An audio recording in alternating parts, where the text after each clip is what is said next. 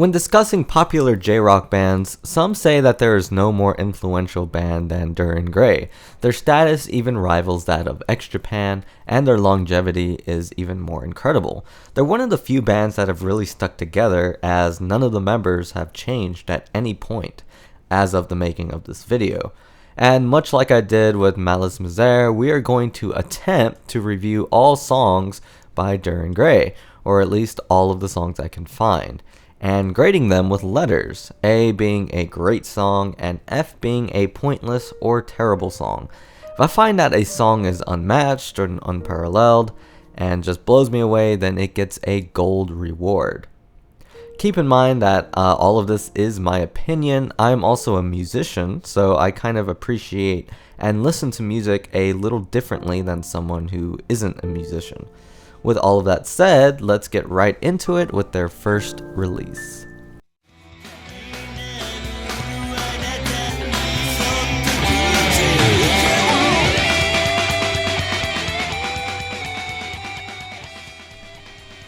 Starting with one from their first EP ever released, I actually never heard any of these songs, so it's cool to start with something quite fresh. And I thought things would be kind of rough with this one, but even in the early days of Duran Gray, there was always interesting things happening within the instruments. And this one has a strong bass and strong drums, and this was at the height of Visual Kei, so you definitely hear some Malice Misere influences in this song, but they add their own flavor for it. And something that isn't developed at this early time is Kyo's screaming style, which is something that he's religiously praised for along with his vocals. Overall though, I think this song is pretty strong, and it's certainly not a simple composition, so I'm gonna give it a solid B.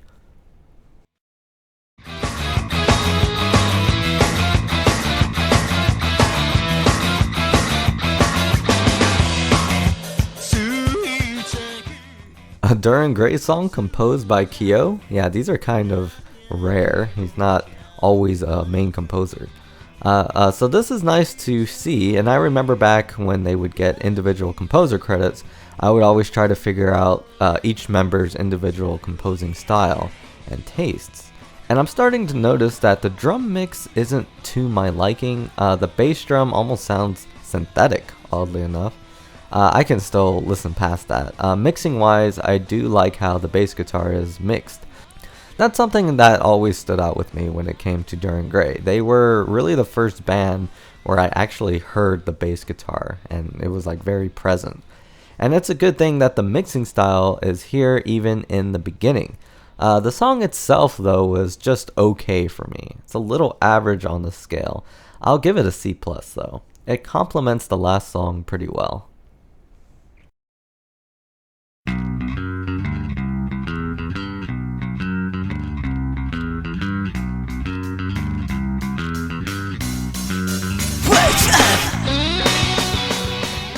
Alright, now we have Erode. I'm actually glad I found this one. This one's composed by bass player Toshia.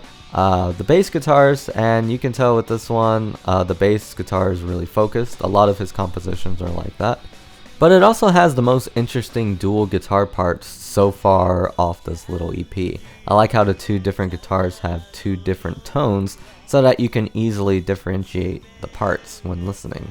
Shinya's drum part in this is amazing, and you can hear a lot of those Carmen Apiece like drum fills in it, as well as Carmen Apiece like double bass grooves. Funny enough, I feel like the weakest part in this song is actually the vocals, and usually Duran Gray is well known for their vocal parts, but I think Kyo still hasn't become that top tier singer yet, and I'm interested to hear his growth while I'm doing this full review. He used a brash tone during a quiet acoustic part instead of a softer tone. But even with that though, I think this song is worth your time, definitely. I'll give it an A-.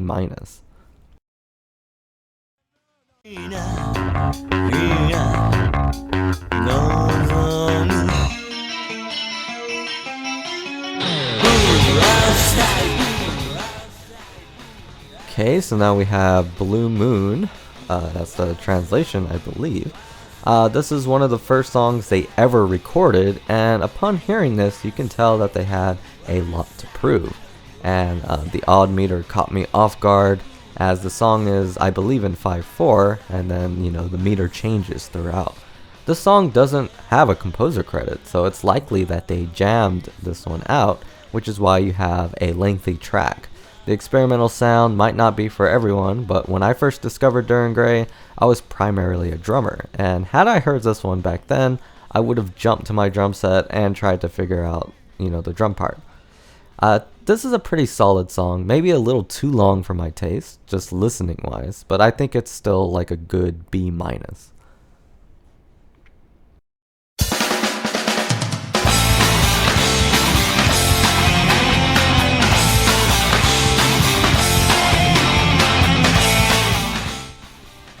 Alright, now we have Garden. This one is considered a classic amongst Duran Gray fans, but it often gets critiqued for sounding too much like a lunacy song.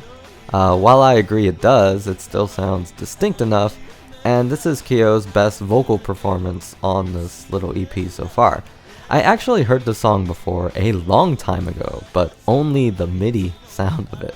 Back in the old days, my brothers and I would actually learn and play Duran Gray songs in our garage, and we learned them by using a program called Guitar Pro, and we'd get any Duran Gray song we can get our hands on, MIDI files. That way Guitar Pro can read them, and we can kind of have an idea of how to play them. Even if we hadn't heard the song before, we would download the MIDI file, and we never played Garden, but I remember us having it, and this one gets a solid A. It's a really great song. And I feel like anyone could enjoy this song, especially, if you're a Lunacy fan.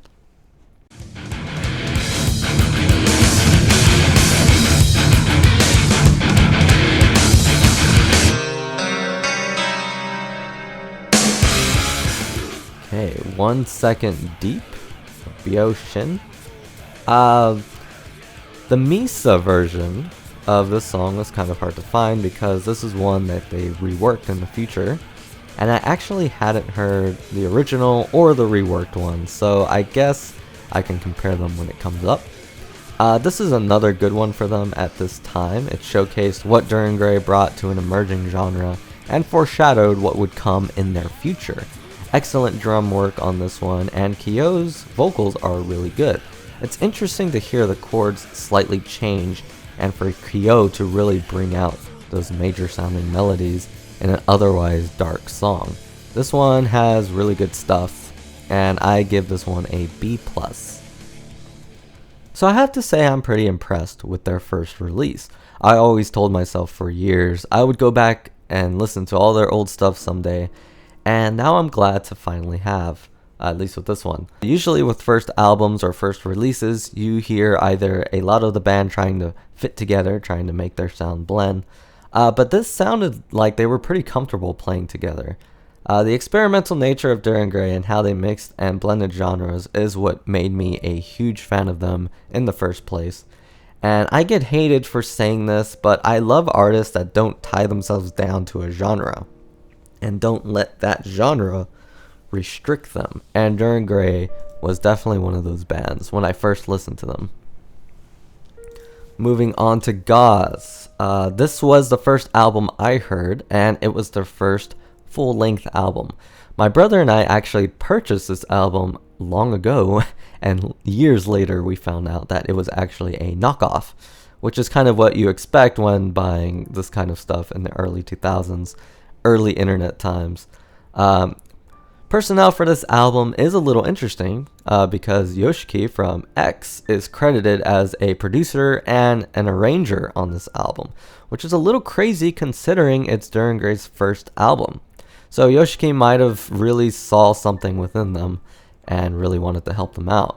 Gauze is known for having quite a bit of piano on many of the tracks, and it is speculated that Yoshiki actually played piano for Gauze, though no credit on keyboard instruments is given to anyone. So let's find out if Gauze holds up after all these years.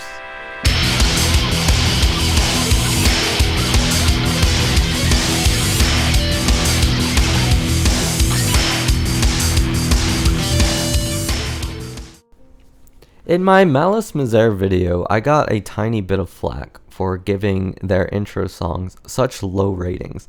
But the main reason I give most artists bad ratings on their intro songs is probably because of bands like Duran Gray.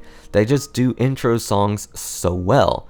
The craziness in guitars, the psychotic screaming and laughing of the song after the unfinished countdown just really freaks you out. When I was younger, this song scared the hell out of me, and I never skipped it. It's not there for fluff. It's not there to make the album look bigger than it actually is. It's a great intro song, and I stand by this rank. I give this one an A+.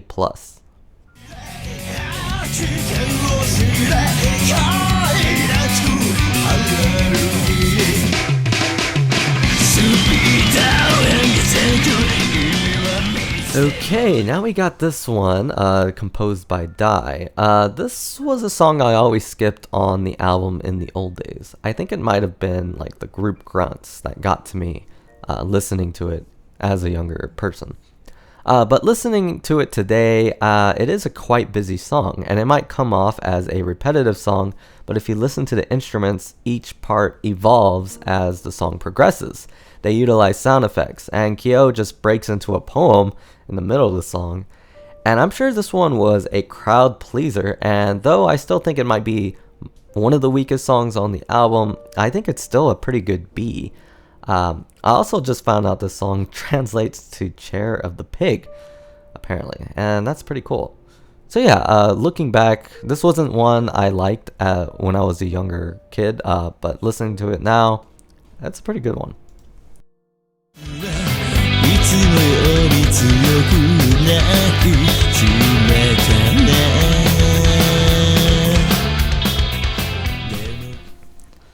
Okay, I have to give this one the gold, as it is one I took with me from this album to listen to for many years. Put this song on play, pick an instrument, pick drums, guitar, bass guitar, or vocals, and you'll get a different experience every time. Shockingly, this one is credited to Shinya, their drummer, as he's credited as a composer. This is one of the many songs on this album that Yoshiki gets credit for arranging. And yes, this is one of the many Duran Gray songs I would play on drums all of the time. I really love the guitar solo in this one and how it screeches. And some people say that this one gives them Luna Sea vibes, and now that I've heard both bands for years, I can certainly hear that. Some people also say that this is a lighter version of Cage, which is another song in this album that is more legendary than this song. But I actually don't agree that they're super similar. I feel like this song is pretty distinct compared to Cage. They're pretty different. But what do you get when you combine two of the greatest drummers in J-Rock and make them compose a song? You get something like this. And I'd be interested to hear if Shinya and Yoshiki ever work together again, because I think this one is definitely a really underrated Duran Gray song. So yeah, it gets the gold, without a doubt. All of the parts are pretty intricate, and yeah, you'll have a fun time listening to this one.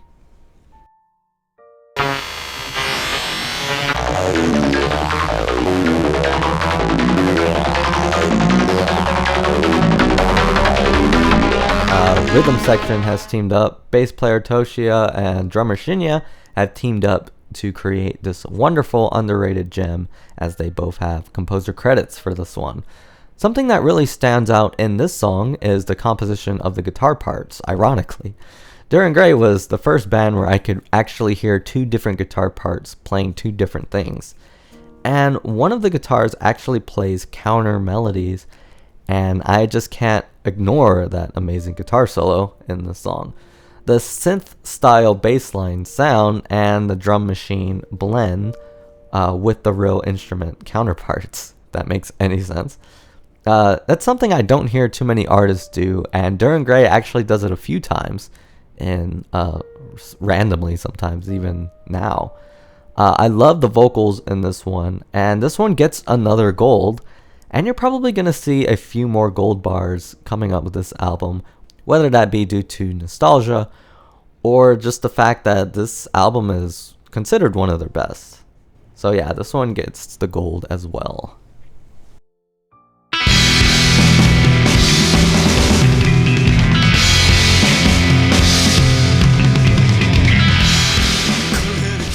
Now we have Room 304, Cherry Blossoms of White Death. Just rolls off your tongue. Dai actually composed this one, and I am aware that that might not be how to pronounce his name, but I've said this before. If you have a name that's spelled like that, you know what you're doing, especially since it's probably not even his real name. This song is really fantastic. When I first heard it as a kid, I had to jump on my drums and try to figure it out, because it's one of the few During Gray songs you'll hear a full-fledged drum solo. And honestly, this song taught me a lot. This is actually one that me and my brothers would completely play in the garage. We'd actually play the full song. And listening to it today from a different perspective, there's just so much to it. Open chords on the guitar, with a mix of acoustic guitars, that it really gives the song a unique sound. And there's also an ex-Japan motif in here as well, something I call drum soloing during the chorus. It's something Yoshiki does quite a lot, noticeably on Silent Jealousy and Weekend, I believe. I know, I don't know if Shinya had something to prove to Yoshiki or something, but my god, the drum part really kills it on this song. Like, it's really good. I mean that in a good way. The bass line of this song is also out of this world. Like Yumaraki Waver, this is a song where you can pick an instrument and get a different experience out of it. For the creativity of this one, I don't see any other rating other than gold that fits.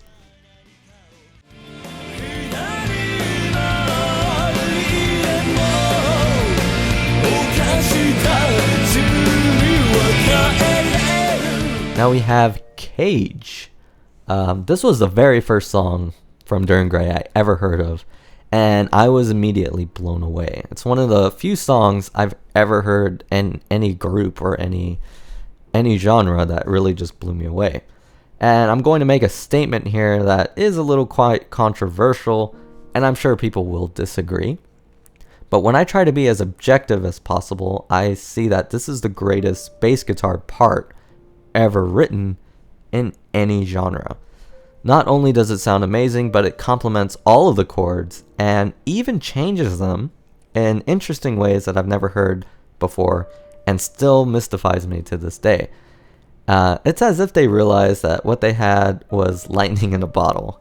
So, like with this bass guitar part, like they knew like it was something special. So a bass guitar solo makes an appearance, and it's arguably one of the best bass guitar solos ever written in rock. It's extremely unexpected, and the atmosphere around it is really ideal. Koru gets the composer credit for this one, and upon hearing the piano in this one, it sounds like hand played, and it sounds like Yoshiki to me. Or, you know, it's at least hand played by someone trying to emulate Yoshiki, but why emulate him when he's there? So yeah, I'm pretty sure it's probably him. I can go on and on about this song. I can make probably an hour video just explaining everything in it. And yeah, this one is another song me and my brother studied and played in the garage. And I'm actually pretty sure this is the song that made Chris become a bass guitar player. He used to play guitar, but I think when he heard this one, he started picking up the bass. I give this one a good D+. I'm just kidding. This one obviously gets the gold. It's one of During Gray's best songs, even to this day.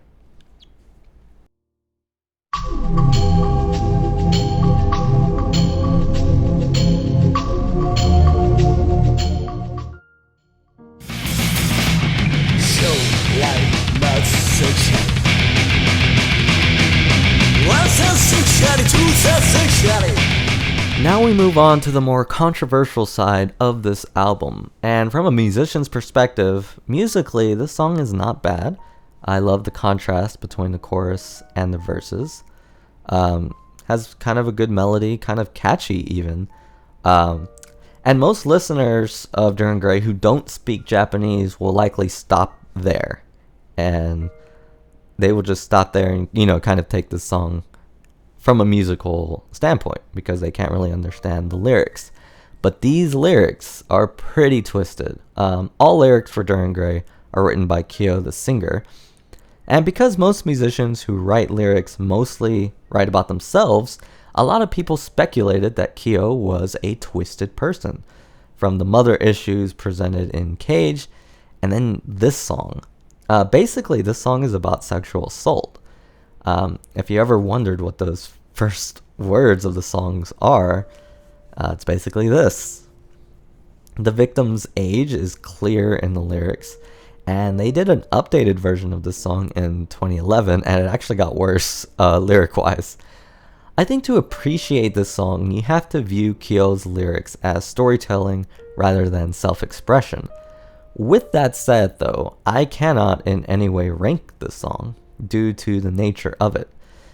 Giving it a high ranking might even be seen as offensive and might be misinterpreted in some way. So yeah, this is going to be the first song on, all songs reviewed. It's going to get a no score.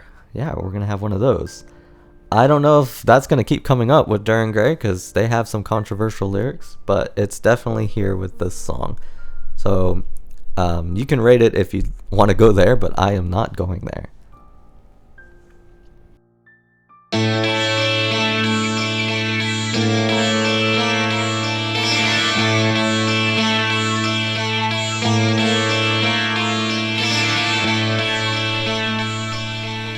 Okay, so we have the next controversial song as well. But it's not controversial in a way that I can't rate it. It's probably one of the most unique songs that you'll ever hear. And if you get into the meaning of it, you'll see that there really isn't anything like it. It's kind of like an opera in a way, or like a musical story. It's basically a story about an abortion from the aborted baby's point of view. It's dark, it's twisted, and no matter where you stand on the issue, I think anyone can get something out of it. This song definitely takes a stance, and you can, it definitely takes a stand, like it takes a side. So it's not like in the middle. Interestingly enough, Kyo is actually censored on this album for the term, I don't know, maybe I shouldn't say the term since he was censored for it.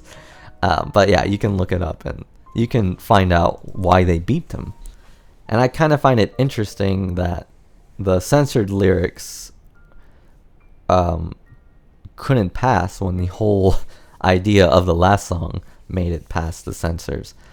There's a sitar in this song, and it has some really cool drum fills too.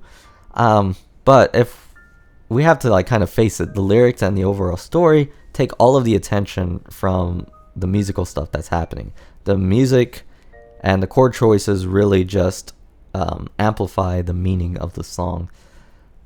And if I'm going to rate this one, I have to give it a gold. It took a brave stance. It's something totally different. And it's not for everyone. But yeah, it's a little hard to rank, but I appreciate what this song does. And even if you're not a fan of Duran Gray or even speak Japanese, I think it's worth it for anyone to kind of look at this song just because it's just so different.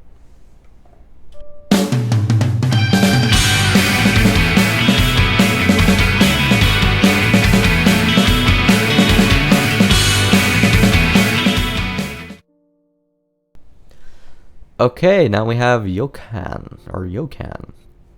And it wouldn't be J-Rock without a Sugizo motif. They do the Teidosa variant. Moving on from the controversial, we get a really, really good pop song. And this was another song my brothers and I would play in the garage all of the time.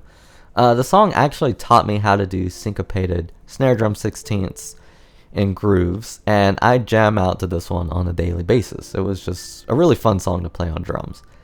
It was a little slower and an easier version, easier to play than songs like Cage. So this was like the first one I actually kind of mastered. Some fans claim that this song is in the same league as Cage, and I actually hear a lot of similarities despite their totally different sounds. For instance, the bass guitar in the song is also extremely well written, and it kind of rivals Cage in a way. And there's actually something I don't like in Yokan, and that's the spoken part towards the end. I understand that X did it quite a lot, but I really don't care for it in this song, especially since he's talking over his singing, and that kind of messes with my brain a little bit. And that's just something personal. I think someone else could probably appreciate that more than I can.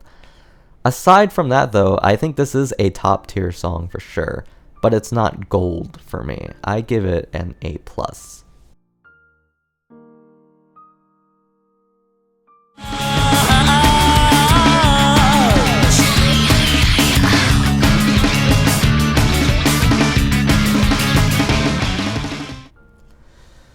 Now we have Mask. This is another song I jam out to. We didn't play it in the garage though. I think I just played it on drums by myself. I don't think my brothers liked this song all that much. And listening to it from my new perspective, it might be the weakest song on the album. It actually starts off with a recording of Charles Lindbergh and has some World War II tones. Yeah, it doesn't really go in the direction you think it would, at least the way I interpret it. It might be calling Charles Lindbergh a fool for dreaming of peace, since it's mentioning wings and stuff in the lyrics, and Lindbergh was a pilot. Whereas the last two controversial songs went there, this one doesn't go there. And maybe it's the translation, but they have another World War II song that goes there, and it kind of makes this one a little obsolete. But aside from the meaning, the drum part is pretty cool, has a pretty interesting guitar solo, and the ending is pretty unique too. It's still a well put together song, so I'm going to give it a B-.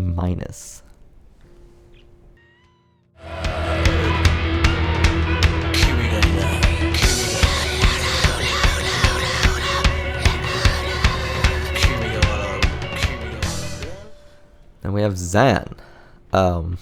So this one's always been like, I could never tell if I like this one or not. Basically, if the Joker was a song, I think this would be it. When I first heard this song as a kid, I saw it more as a challenge. I remember staying up fairly late, trying to get the timing of this song perfect when I was playing drums. I actually had to use drum mutes so I wouldn't wake anybody in my house, and I had so much trouble with this one. Knowing what I know now about drum technique, it's actually a whole lot easier, and if you watch Shinya drum with this song, he uses a lot of finger and wrist. But listening to it from a new perspective, without thinking about drums too much, I still kind of like it. And I find it crazy that they actually performed this song for 40 minutes. And it's definitely a song that could be opened up and made to go even crazier than what we hear here. It's a pretty good song. Not for everyone. Definitely not for everyone. So yeah, and this is another one where all the parts are pretty intricate, so it's well put together. Kyo's screaming technique hasn't developed to what it is today, so it might be considered a little weaker than what Kyo will bring in the future as far as vocally. But overall, I think I give this one a B+. It's pretty memorable.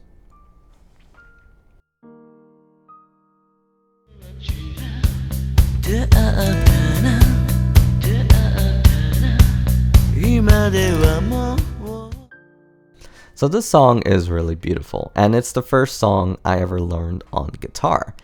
And this is another one we would play in the garage. Technically, it's a really easy song to play on both drums and guitar. And whenever we would teach someone how to play an instrument, this was basically our go-to song. We had a friend who would kind of hang out with us. Okay, let's teach them Makura no Waka. The only thing that is not easy is the bass guitar part. There's this 16th note pattern that's pretty tough. Yeah, its lyrics are really beautiful, and there's a call and response in the vocals, and I think that's pretty iconic. I don't really hear that too much in any song.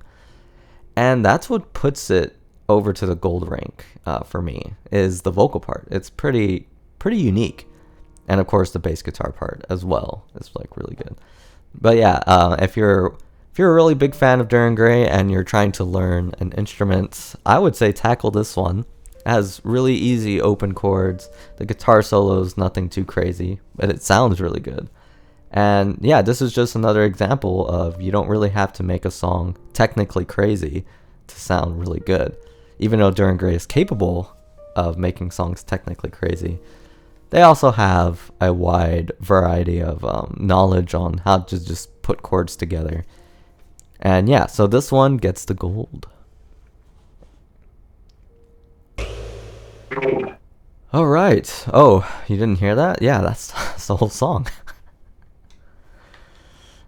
Yeah, I'm just kidding. So what happened here? Okay. So apparently Mode of Eve is supposed to be a secret track at the end of a Koro no Waka, but for whatever reason, the Red Book Standard decided to take the last 4 seconds and put it as its own track. So apparently this wasn't Duran Gray's decision. So the full song is at the end of a Koro no Waka, and it basically just finishes the countdown that was left hanging from the Mode of Adam. And I think it's a clever way to end the album. While it's not no way as strong as Mode of Adam, it still tries to it still successfully ties together the album. But at the same time, it doesn't really add anything too special. And hey, it's kind of a glitched secret song. I guess the execution of this secret song kind of didn't go the way as planned, and people probably forget its existence. I know, like, when MP3s emerged and this small 4-second track would come up, I would always get kind of mad. But you know, it's not really their decision, so I think I had to kind of give it a C-. It's kind of hard to rate this one, but like, if I just take the end of a Koro no Waka, add it to the 4 seconds, I give it a C-. Thanks again for watching this edition of All Songs Reviewed. We got through their first EP and their first album. This is just the first episode, obviously, of the Duran Gray saga, because we have a ton more albums and a ton more songs to get through. This is the first time I had to use viewer discretion, so I'm thinking we're going to see more of that in the future with this band. So if you like what you saw here, and if you're interested in these song reviews, go ahead and give this video a like, subscribe, share, and all that stuff. If you have different artists or different songs y'all want me to review, go ahead and leave those in the comments below, because I'm also going to do song reviews with just one song. Anyways, thank you for watching. This is Josh from Phoenix Splash, signing off.